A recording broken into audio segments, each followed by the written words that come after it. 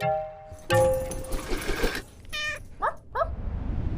guys, welcome to Vet Ranch. I'm Dr. Carrie. I wanted to introduce you to this little hedgehog.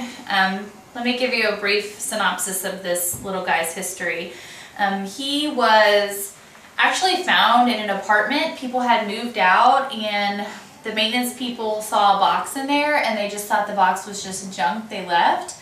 And so a week or so went by and they went to move that box and realized there was actually a little Hedgie in there. So this hedgehog was abandoned in an apartment there for at least a week. So anyway, he was taken in by a rescue and noticed that, so first you can tell he's really angry right now because he's painful, but his right eye is dripping blood.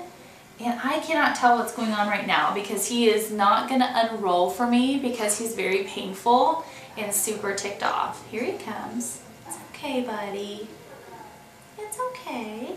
So anytime I move him, he just gets in this real defensive kind of posture. But the nicest thing for him would definitely be to go ahead and sedate him. So we're going to give him a little gassy anesthesia and then get him to kind of unroll and then look at his eye and see what the heck's going on. We have our little Hedgie friend here. We've got him under a little mask anesthesia. So let me just show you real quick. This is his actual eyeball and it just perforated. I have no idea why that happened.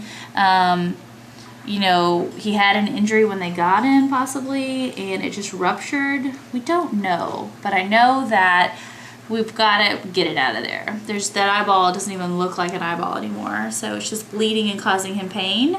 So we are going to go ahead and remove that eye and suture it up and see how he does with that, because we definitely don't want him to lose his life over this injury, but we don't want him to be painful anymore either. So we'll also give him some antibiotics and some pain meds while he's under maybe some sub-Q fluids just to kind of support him a little bit.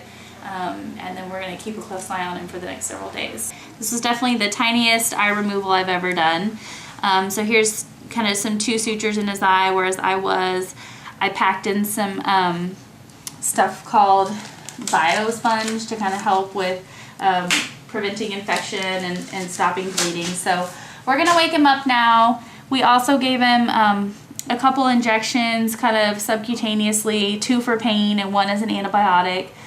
So it's time to wake him up and hopefully he'll have minimal bleeding. I wanted to show you this, the box he came in. Look how much blood. That's a lot of blood loss for a tiny hedgehog. We're just waiting for our little guy to wake up. He's breathing really good. He's nice and cozy and warm. You know, hopefully he's not super painful when he wakes up, so we'll see how he does. Also looking at his teeth, he doesn't look like he's very old. He's got pretty good teeth, so we're going to keep his eye and send it off also to the lab so that they can kind of do a little histopathology on it and find out if he possibly has cancer.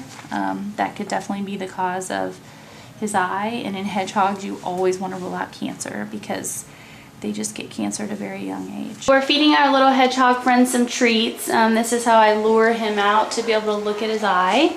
That's his good eye. This is where his eye was removed and it looks perfect. There's no swelling.